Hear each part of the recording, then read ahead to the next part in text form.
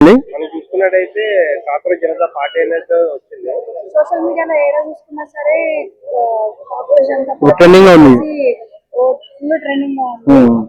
ఏంటంటారు యువతని ఇట్లా టార్గెట్ చేసి మాట్లాడటం వ్యాఖ్యలు కానీ కరెక్ట్ కాదు కదా, అంటే భారతదేశంలో ఉన్న యువతకు సంబంధించిన మాట అన్నారు కదా, ఏమంటారు? ఆల్రెడీ ఇది సమస్యపోయిన సమస్య అండి. ఒక జడ్జి గారు అనేది అనాలోచితంగా అన్నారు, దానికి ఆయన క్షమాపణ కూడా చెప్పారు, అయిపోయింది. కాకపోతే ఇక్కడ వేరే వాళ్ళు అంటే ఏదైతే ఆ పార్టీలో ఇంతకుముందు పనిచేశారో ఆ పార్టీలో ఎమ్మెల్యేగా ఉన్న అతను వాళ్ళిద్దరు కలిసి దీన్ని ఇంకా బూస్ట్ చేద్దామని చెప్పేసి ఇది యాక్చువల్ స్టార్ట్ అయింది ఒక జడ్జి గారి వల్ల. ఆ జడ్జి గారికి మన సత్తా చూపించాలని చెప్పేసి ఏదైతే యువత నిరుద్యోగ యువత ఉందో వాళ్ళు స్టార్ట్ చేసుకున్నారు. దీన్ని ఆ మంత్రులు ఏం చేశారంటే బీజేపీ అవేర్నెస్ క్రియేట్ చేద్దామని చెప్పి చూస్తున్నారు.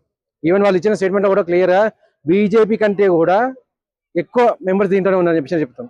అయ్యా బీజేపీ కంటే కాదు, బీజేపీ కంటే ఎక్కువ మెంబర్స్ కాంగ్రెస్ లో ఉన్నారు. ఆల్రెడీ కాంగ్రెస్ కంటే కూడా ఎక్కువ మెంబర్స్ ఇప్పుడు కాంగ్రెస్ లో ఉన్నారు. మీరు చెప్పాల్సింది ఈ రెండు విషయాలు చెప్తే బాగుండేది. లేదా కాంగ్రెస్ కంటే కూడా ఎక్కువ మెంబర్స్ ఉన్నారని చెప్పి అంటే ఎస్ ఏదైతే పెద్ద పార్టీ ఉందో ఆ పెద్ద పార్టీకి అగెన్స్ట్ లో చెప్పారు కాబట్టి వీళ్ళు న్యూట్రల్ గా పోతున్నారు అని చెప్పి అనుకోవచ్చు. కాబట్టి వీళ్ళు ఏం చేసినంటే బీజేపీ అని చెప్పి చెప్పింది. అంటే ఇక్కడ మనకు క్లియర్ అర్థమవుతుంది అంటే ఏదన్నా కూడా బీజేపీకి అగెన్స్ట్ గా చెప్తాము, బీజేపీకి అగెన్స్ట్ గా క్రియేట్ చేద్దామని చెప్పి చెప్పడం జరుగుతుంది.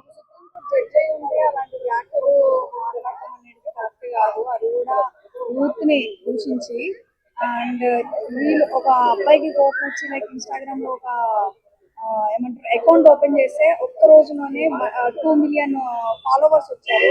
అంటే ఏంటి ఇప్పుడు లైక్ అంటారు కదా జడ్జి వర్సెస్ ఇప్పుడు కామన్ మ్యాన్ అని చెప్పేసి కనిపిస్తా ఉంది. ఏమంటారు? ఇప్పుడు ఒకటి చూడండి, జడ్జి అనేవాడు కూడా కామన్ మ్యానే. తను ఆ జడ్జిమెంట్ ఇచ్చేటప్పుడు మాత్రమే జడ్జిగా కూర్చుంటారు. అది దాటిందంటే తన మామూలు డ్రెస్ లోనే బయటకు వస్తాడు, మామూలు డ్రెస్ లోనే తిరుగుతుంటాడు. ఆ విషయం అందరికీ తెలిసింది. కాకపోతే కొన్ని సార్లు ఆ జడ్జిగా ఉన్నప్పుడు కూడా అనాలోచితంగా కామన్ మ్యాన్ చేసే వ్యాఖ్యలు చేస్తాడండి. ఆ రకంగా చేసిన వ్యాఖ్యనే కాకరోచ్ అని చెప్పి సంబోధించడం. దానివల్ల దేశం అనేది మొత్తం అటు ఉడికింది. ఎలా అంటారు నిరుద్యోగులు అని చెప్పి. అక్కడ ఒక నిరుద్యోగులనే కాదు, ఎవరైనా కానీ అటువంటి పదజాలం యూజ్ చేయకూడదు ఆ పదవిలో ఉన్నప్పుడు. ప్లస్ ఆ సీట్లో క్లియర్ గా ఆ సీట్లో కూర్చొని చెప్పడం అనేది అటువంటిది చేంజ్ చేయకూడదు.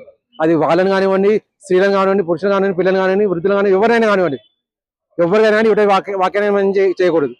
ఆ తప్పు ఆయన తెలుసుకున్నారు. ఆ నెక్స్ట్ డేనే నా వల్ల ఇంత పెద్ద ఉపద్రవం ఏర్పడుతుందా అని చెప్పేసి తను క్షమాపణ కూడా చెప్పడం జరిగింది.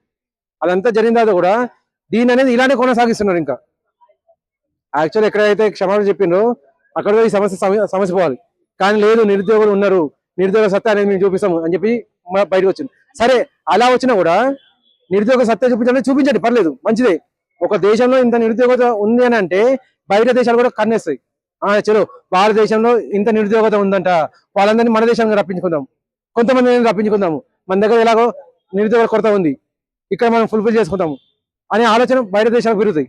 దానివల్ల ఉద్యోగాలు అనేది పెరగవచ్చు. ఇటువంటి జరిగే అవకాశం ఉంది. భారతదేశంలో నిరుద్యోగుల కొరత ఉంది అంటే దానికి కారణం గవర్నమెంట్ నోటిఫికేషన్, జాబ్ క్యాలెండర్ లో వదలకుండా విద్యార్థులతో ఆడుకునేది కూడా గవర్నమెంటే. దీనికి ఏమంటారు? అంటే మాటలు వదిలేటప్పుడు ఇవన్నీ గుర్తులేవు అంటారా? మాటలు వదిలేది ఒక జడ్జి వదిలేడండి. జడ్జి పాలించాడు కదా, పాలించేది కేంద్ర ప్రభుత్వం లేదా రాష్ట్ర ప్రభుత్వం.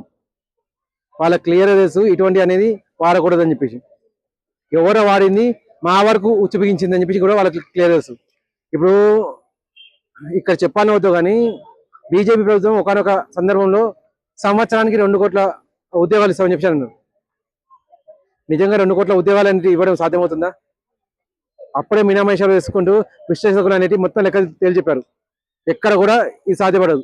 సరే వాళ్ళు అన్నట్టు మొదటి సంవత్సరం అయితే 2 కోట్లు ఎలా కూడా అడ్జస్ట్ చేస్తారు. మరి నెక్స్ట్ 2 కోట్ల ఉద్యోగాలు ఎక్కడి నుంచి తీసుకొస్తారు? 2 కోట్ల అంటే కనీసం 1 కోటి మంది రిటైర్మెంట్ తీసుకోవాలి. 1 కోటి మంది రిటైర్మెంట్ తీసుకునేంత ఉద్యోగాలు ఉన్నాయా? అంత ముసలి వాళ్ళు ఉన్నారా? మన దగ్గర ముందే యువత ఎక్కువ ఉందని చెప్పేసి ప్రపంచ దేశాలు గొప్పగా చెప్పుకుంటున్నాయి. అంటే రిటైర్మెంట్ చేసే వాళ్ళు తక్కువ మంది ఉన్నారు, జాబ్ల కోసం ఎగబడే వాళ్ళు ఎక్కువ మంది ఉన్నారు అని చెప్పేసి క్లియర్ చెప్పినప్పుడు 2 కోట్ల విశ్లేషణ అనేది చాలా తప్పని చెప్పేసి అప్పుడు క్లియర్ చెప్పడం జరిగింది.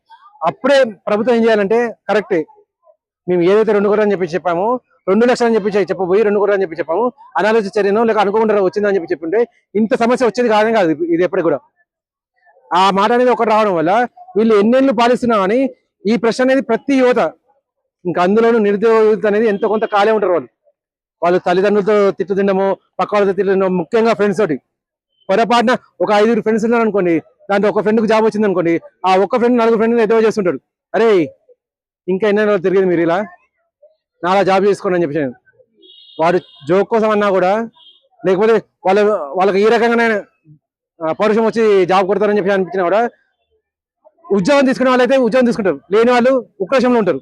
ఉక్రేషంలో ఉండి ఏం చేస్తారు, ఏదైతే వ్యతిరేకంగా చేయాలి పని అని చెప్పి అది ఆలోచిస్తారు. వ్యతిరేకంగా చేసే పనులు అనేది ఈజీగా జరుగుతాయి అన్నట్టు. ఏది అభివృద్ధి పరంగా చేయాలని పనులు అనేది తొందరగా జరగవు. సో దేశ వ్యతిరేకానికి పోయారంటే దేశ వినాశనానికి కారణమవుతుంది అది. ఇటువంటివన్నీ మనం దృష్టిలో పెట్టుకొని ఏది నాని కాంగ్రెస్ అనే పార్టీని పార్టీ పరంగా చూడకుండా బలం పరంగా చూసుకొని వీళ్ళకి విదేశాలలో కానీ లేకపోతే మన దేశంలో కానీ ఉద్యోగాలు ఇప్పించడమా, లేకపోతే సొంతంగా వాళ్ళు బిజినెస్ పెట్టుకునేటట్టు ఫండ్స్ అనేది రైజ్ చేయడమా కేంద్ర ప్రభుత్వం అనేది చర్య తీసుకోవాలి. Thank you.